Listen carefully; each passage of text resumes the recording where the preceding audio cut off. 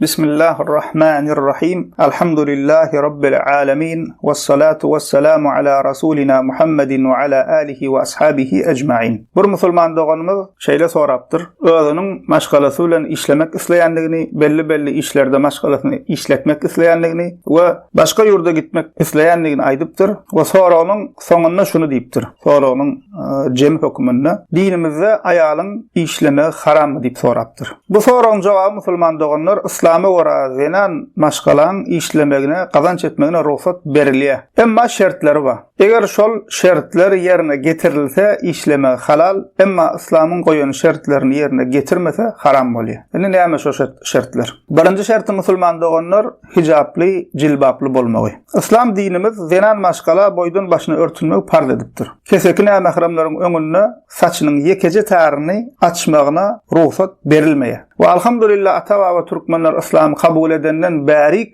şu meselede qaim durupdurlar, berik durupdurlar. Namus meselesinde, hijab meselesinde, örtülmek meselesinde. Ta ki komünizm, ateizm bizim yurdumuza hakim bolyan döwrüne çenni, basyp alan döwrüne çenni Türkmenler berik durupdur. Hatta 50-nji 60-njy ýyllaryň ahyryna çenni has bekerak duranlyklaryny biz näme kitaplardan bilýäs. Türkmen ýalykdandyr denani. Üstesinden kıyňaçdandyr, üstesinden ýaşmak bilen ýüzüni ýapypdyr. Hatta näme käbir gelinler ki özümüz şaýat bolduk. Gaýnatasyndan däl, gaýnynyň hem ýaşynyp gezýär. Gaýnynesinden hem ýaşynyp gezýärdi. Häzirem belki bar azam bolsa. Üstesinden käbir näme denanlarymyz pronjek atylýar. Bu döwürde ýitip ýok bolup barýar.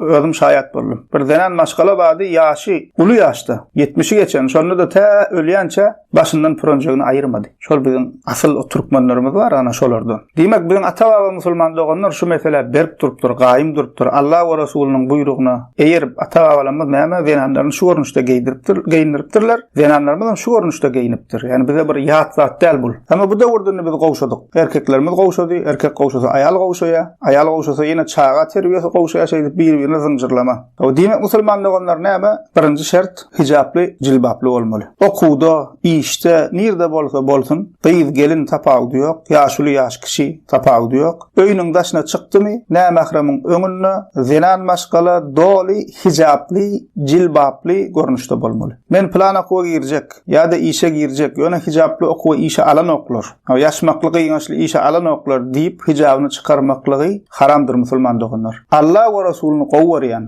halwyna iman orlaşan, öz däwine desturuna bagly bolan hiç bir musulman zenan iş okuw bir zat diýip bahana bilen hijabyny, jilbabyny çykarmaly däl. Hatta dünýäni berselerim, ola iş eken, dünýäni berselerim, şu dünýäň altyny, pulyny öňüne dökselerim, hijabyny çykarmaly däl. Allah Taala Kur'an-ı Kerimde Ahzab surasynyň 59-njy aýatynda aýdýar: "Ya eyyuhan nebiyyu qul li azwajika we banatika we nisa'il mu'minina yudnina alayhinna min jalabibihinna." Ey peýgamber diýär Muhammed sallallahu aleyhi ve sellem Allah Taala ýüzlenip aýdýar. Ayallarına, gyýyzlaryna, mu'minleriň, musulmanlaryň ayallarına aýt diýär. Iň päk zenanlar peýgamberiň ayallary, ondan soň onuň gyýyzlary. Ondan soň şu döwürde şu aýat inen wagtynda mu'mine ayallar kimdi? Sahabalaryň ayallary, ýani sahaba zenanlardy. Birinji nesil musulmanlar iň kalplar iň päk arasda islamy gösgöni musulmançylyk gösgöni peýgamberimiz sallallahu aleyhi ve sellemiň öz agzyndan eşitip öwrenen insanlar. Allah Taala şolara näme buyurupdyr musulman doganlar? Şolara we ondan soňraky geljek iman eden zenanlara: "Ey peýgamber, ayallarına, gyýyzlaryna, mu'min musulmanlaryň ayallaryna aýt, taşryk çykanlaryna yudnina alayhinna min jalabibihinna." Taşryk çykanlaryna üstki eýin başynyň üstüne jilbaplaryny alyp çyksunlar, geýip çyksunlar. Ýagny taşryk çykanlaryna koýnaklarynyň üstünden jilbaplaryny geýip çyksunlar diýär. Jilbap näme? Bizimkiler käbir insanlar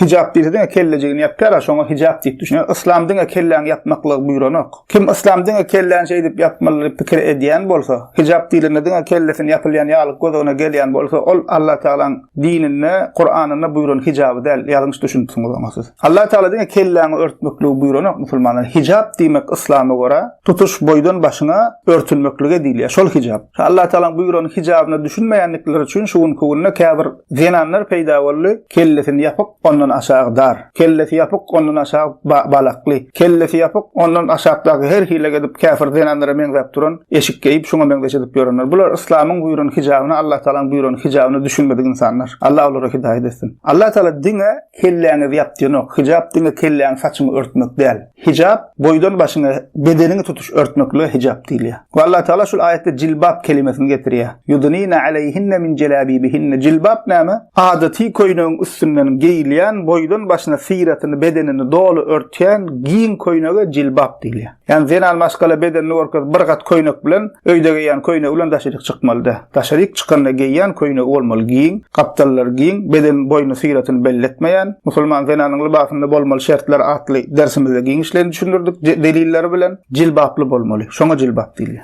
Diýmek näme musulman doganlar birinji şerti musulman zenan okuwa işe gitjek bolsa, öýden daşaryk çykjak bolsa hijaply, jilbaply bolmaly. İkinji şerti musulman doganlar işlejek ýerinde kesekine mahram erkekler bilen ikiçak yekelikde galýan bolmaly däldir. Sebäbi İslamda halwat haramdır. Halwat näme käbiler diýmek mümkin, näme diýäňiz halwat birinjiге de geçýär diýmek mümkin. Halwat diýänimiz musulman doganlar biri-birine näme mahram bolan, ýani biri-birine nikah düşýän zenan erkegiň bir ýerde yekelikde galmagdyr. Mysal üçin ofisde işleýärler, bir erkekden bir zenan bir otagda bir ýerde ikiçak galýarlar. Şoňa halwat diýilýär. Ama gaçy köplük bolsa, açyk bolsa, her jemaat halynda bolsa, ola ýam halwatdan çykýar. Ama bir ýerde ikiçak galýan bolsa bu halwat bolýar. Halwat musulman doganlar, ýani nämehrem zenan bilen tapawudy ýok. Zenan üçin erkek üçin bir ýerde ikiçak baş-başa galmak İslam dinimizde haram. Köp kişiler haram diýildiň azyna arak şuňa meňdeşler kellesine. Bu da haram. Bizim üns vermeýän zatlarymyzdan biri, hatda bilmeýän zatlarymyzdan biri. Delili näme? Delil Peygamber sallallahu aleyhi ve sellem hadisi. Sahih Buhari we Sahih Muslim'de geçen we başga da bu barada hadisler var. Gösünce Peygamber sallallahu aleyhi ve sellem şu ýagdaý bize näme halwati qadagan ediýär, haram ediýär. Peygamber sallallahu aleyhi ve sellem Sahih Buhari we Sahih Muslim hadis kitaplarynda gelen hadisinde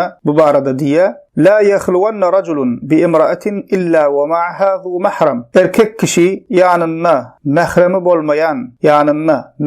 bolmayan zenan maşgala bilen bir ýerde ikiçak yekelikde galmasyn diýär. Mahram kim? Kim mahram, kim näme onan biz bilemzok. Garym gatym toýlarymyzam şol sebäpli garym gatym öňür könadan däpde sur hökümüne, adat hökümüne türkmenle gelýärdi. 3 milionlarda zenan aýra turardy, erkek aýra turardy. Indi garym gatym bolup gitdi käbir ýerlerde. Mahram kim? Näme kim? Mahram musulman doganlar zenan maşgalan kakasy, erkek dogany, erkek jigisi, agasy, plan kakasy, daýysy, şulara mahram diýilýär. Şulara nikah düşmeýär. Atasy, bulardan galan näme bolýar musulman doganlar? Näme mahram bolýar? Nikah düşýän kişiler. Peygamber sallallahu aleyhi ve sellem diýär, erkek kişi ýanynda mahremi bolmaýan zenan maşgala bilen bir ýerde ikiçak yekelikde galmasyn diýär. Tirmizi'de gelen hadisinde Peygamberimiz sallallahu aleyhi ve sellem şeýle diýär: La yakhluwanna raculun bi imra'atin illa kana thalithuhuma şeytan. Erkek kişine mahram zenan bilen bir ýerde ikiçak galmasyn. Gallymy diýär, üçüncüleri şeytanlar diýär. Sen näçe niýetin gowy bolsa da, sen 5 wagt namazly bolsaň, zenanym erkegem tapawdy ýok. Sen hajagdyk gelenem bolsaň,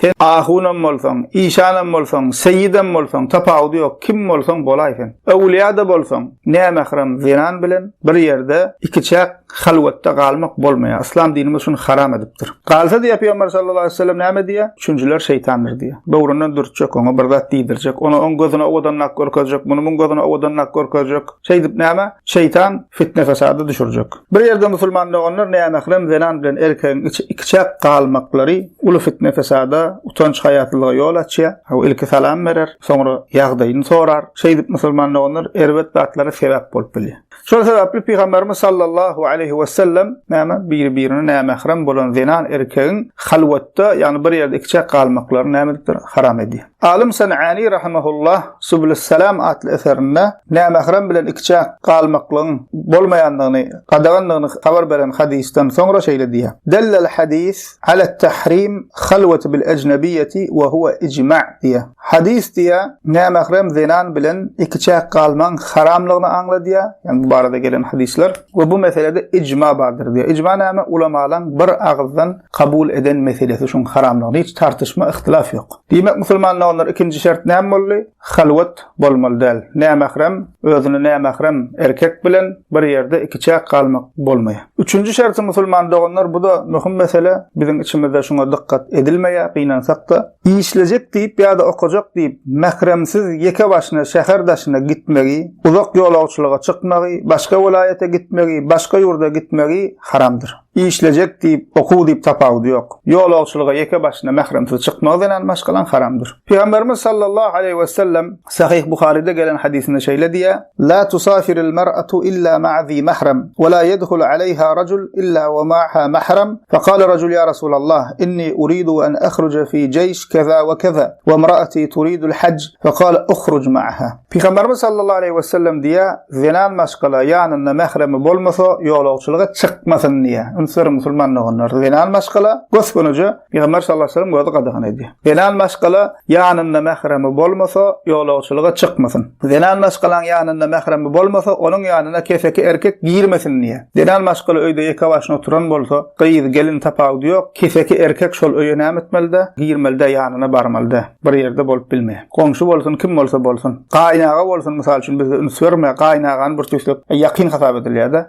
Näçeden dogonyň agasy jigisi bolsa da gaýnaga näme mahrem. Bu gelnejesi bilen arkyň oturup turuşyp dowasyalap bolup bollar, islamy wara haram şudatlar. Hatta angruju bir islamy wara angruju erbetlik hasaplanýar. Şonda bir sahaba Peygamber sallallahu aleyhi ve sellem şunu aýdandan soň, ýani zenan maşgala ýanyna mahrem bolmasa ýolagçylyga çykmasyn, zenan maşgalan ýanyna mahrem bolmasa onuň ýanyna kesek erkek girmesin diýen hadisin aýdandan soňra bir sahaba şeýle diýär: "Ya Resulallah diýär, men plan goşulum bilen sewşe jihada gitmek üçin gitmek isleýärm diýär. Adymy ýazdyrdym diýär." Onda Peygamber sallallahu aleyhi ve sellem onda sahaba dowam edýär: "Men plan sewşe jihada gitmek üçin adymy ýazdyrdym, gitmek isleýärm, emma diýär ayalym zenanam haja gitmek isleýär diýär." Onda Peygamber sallallahu aleyhi ve sellem ona näme diýär? "Sen ayalyň bilen git" diýär. Müslüman musulman doganlar ayaly ýeke haja goýbermegen bolmaýar. Hatta Peygamber sallallahu aleyhi ve sellem sahabany cihatdan alqalýar. Şeýle möhüm zat, kuffara garşy, kafirlere garşy edilen cihatdan, sewuşdan her eskeremätäç bolup duran wagtlary cihatdan alqalýar, sen git ayalyň bilen näme bile git haja diýär, ýanyna git diýär, sewuşdan qalýar. Yani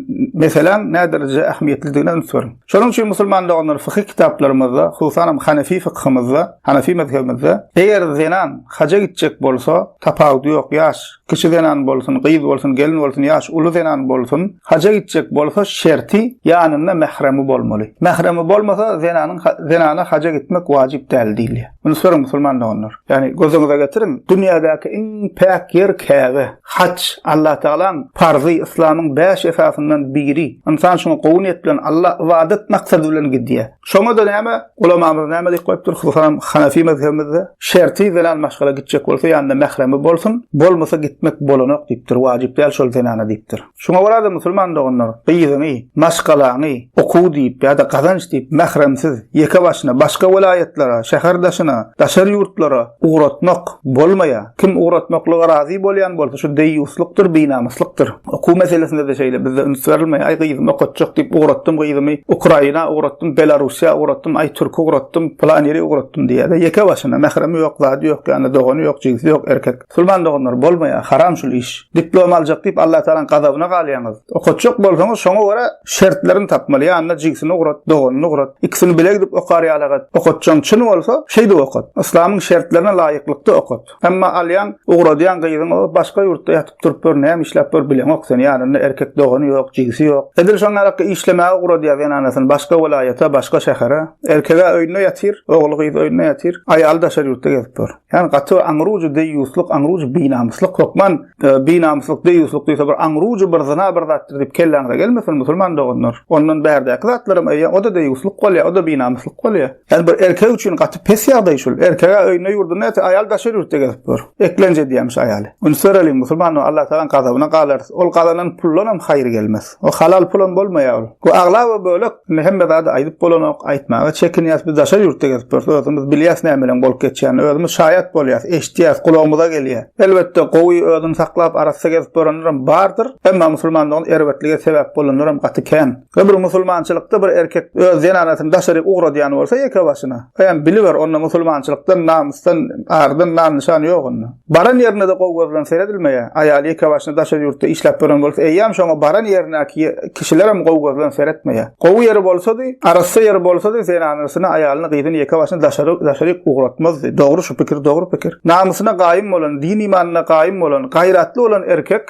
öz zenanyny daşar ýurda, gyýdyn daşar ýurda ýeke başyna ugratmaýar. Müstereli musulmanlaryň biz hiç kimin bir gowulyna degmek ýa kemsetmek niyetimiz ýok. Bizim haddymyz däl, hakkymyz däl. Emma musulmanlaryň janymyz ýa görýäs biz gelip dört daşar ýurtda. Nämeler bolup geçýär? Nähil gurrumlar edilýär. Allahyň razylygy üçin aýdýas musulmanlaryň şol aýdylýan zatlar men şahsy pikirim däl. Sen men iman eden Allah'ımızın, Peygamberimizin, Kur'an'ımızın, musulmançylygymyzyň hukmy şol. Allah Taala'nın emri şol. Peygamber sallallahu aleyhi ve sellem'in buyruğu şol. Biz hiç kimin gowulyna degmek, incitmek niyetimiz ýok. Emma hakykatlar ajy bolýar. Bir şu zatlar aýtmaly, bir şu zatlar diýmeli, nesihat etmeli. Bu musulmanlaryň gowulyň alamaty däl. Surlap daşar ýurtda aýaly gelip dur. Mähremsiz. Ol hijab ýok, zat ýok, garmatym. Ol pikir etmäň, ol başga ýurtda işleýär diýilse, işleýär. Başga biriniň el başga bir erkegiň emriniň aşagyna işleýär. Hyzmatçy ýaly edip işledýärler. Buyruk alýar. Goýana daşar ýurtda işleýär, plança pul alýar, ol bir neme tarapy, ýumşadyp aýdylýan tarapy. Emma görünmeýän we gurrun edilmeýän taraplary bar. Gep çekip, oňa erwet gözlerini seyredip, erwet sözler diýilýär. Onu aýal belki kakasy bilen, ejesi bilen ýa-da paýlaşyp bilmeýän, aýdyp bilmeýär. Şonuň üçin musulmanlaryň denan maşgalany okuwa, işe, ýeke başyna näme ýa-ni mähremi bolmasa ýanyna ugratmak bolmaýar, ýolagçylyga çykmaklygy şäheriň başyna ýeke başyna haramdyr, daşar ýurda haramdyr. Okuwam şeýle. Niyetine ýa-da gowy bolsa bolbersin. Aý men arassa men özüme gaýym durýan, men berk durýan, näme diýen. Bulan hemmesi ol şahsy pikirdir, duýgulardyr. Şeriat bir hukm goýupdyr. Biz ýaradan Allahymyz bizi bizden gowulýar. Bize nämen peýdal, nämen ziýanydyny senden menden gowulýar Allah Taala. Bizim içimiz daşymyz bilýär. Allah'ın hukmy şu kıyamada çenni ýitgemeýär. O käbir diýär öňkü döwür ogry bar eken, näme eken, o döwür düýeli eken, bu mal uçurlyk edilýär, aý näme. Bu zatlar insanyň öz pikiri bu kitapda geçen zatlar. Şul hukmyň zenanyň ýolagçylygy ýeke başyna çykmaly däldiginiň hukmyň asl sebebi ýolagçylyk. Ol urus we uş we ogry we jumry we ol gurrun ýok. Sebebi näme üçin? Näme üçin zenan maşgala mähremsiz daşar ýurda gitmeli-de, ýolagçylyga gitmeli-de. Sebebi näme? Sebebi şu ýolagçylyk. Şu ýolagçylyk diýilen ady ýolagçylyk bolan bir ýere gitmeli boldum, şoňa mährem bolaýmyl. O ýol gowy, erwet, ogry we jumry we öňküdür galtaman bar eken, bu dör ýok eken,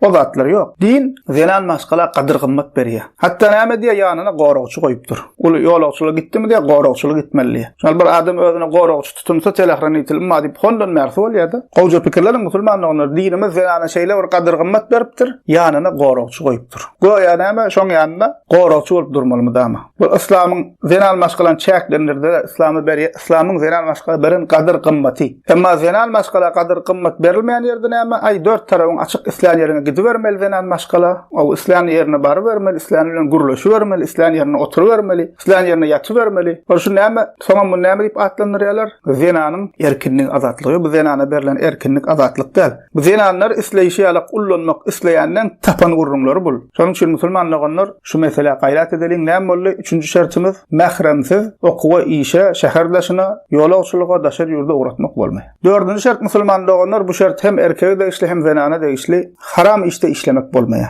Mysal üçin spirtli içki satýan dukanyna işlemek bolmaýar. Ýa-da spirtli içkiler satýan naharhanada işlemek bolmaýar. Ýa bir käbir zeranlar salonlarda işleýärler, gaş ütýärler. Bolmaýar, gaş ütmek haram. Ütýäne de haram, ütüp berýäne de haram, ütdürýäne de haram. Şo ýerde işlemek bolmaýar, gazanjam haram. Diýmek musulmanlaryň şu aýdyp geçen şertlerimize laýyklykda zenan maşgala işläp biler. Ýa-da käbir işler bar, şol işlerde zenan maşgalan işlemek zerur bolup dur. Diýmek näme eken käbir işte zenan maşgalan işlemeklik zerur bolup dur. Mysal üçin çağa dogurtýan zenan Luqman bolmaly. Edil şonuň alakda zenana seredýän Luqman zenan Luqman bolmaly. Bir zerurat ýagdaýda, çykgynsyz ýagdaýda dünýä gapaşdy diýende onu erkek doktora gitse de bolýar, tersi bolanda da bolýar. Bu aýry gurrum. Emma adaty ýagdaýda rahatlyk doguruna zenana gitmeli, erkek erkege gitmeli. Bir biçara bolup çykgynsyz ýagdaýda galan bolaýmasa şohil bolmaly. Ýa-da mysal üçin gyýyş çağa sapak berýän muallimalar zenan bolmaly. Şoňam uly ýaşdaky, 7-nji ulluk ýaşyna ýetenden soň 9-10 ýaşyndan soňra ulluk ýaşyna ýeten hasaplanýar, baliga hasaplanýar. Zenan gyýyş çağaçlara zenan muallima sapak bermeli. Diýmek näme eken käbir işlerde zenan maşgalan işlemekli hatda zerur bolup dur. We aýratyn bellep geçmeli zadymyz musulmanlaryň maşgalan eklenji, iýjegi, işjegi, geýjegi, ýani hojalygyň çykdyjylary erkegiň boýnundadyr. Zenanyň boýnunda däldir. Maşgalany eklep saklamak erkegiň borjudyr. Şol sebäpli zenan maşgala gazanç etmäge borçly däldir. Bir zenan maşgala eger durmuşa çykmadyk bolsa, kakasynyň ýa-da erkek dogunynyň ruhsady bilen, durmuşa çykan bolsa, ýan ýollaşynyň ruhsady bilen işlemek islese, şu şertlere görä işläp biler. Oýna da öz islegi bilen maşgalasyna öz kazancından harjap biler. Hojalyga kömek edip biler. Emma mecbur değiller. Başkalarını eklemek musulmanlygyň erkegiň borçudur. Elhamdülillahi rabbil alamin.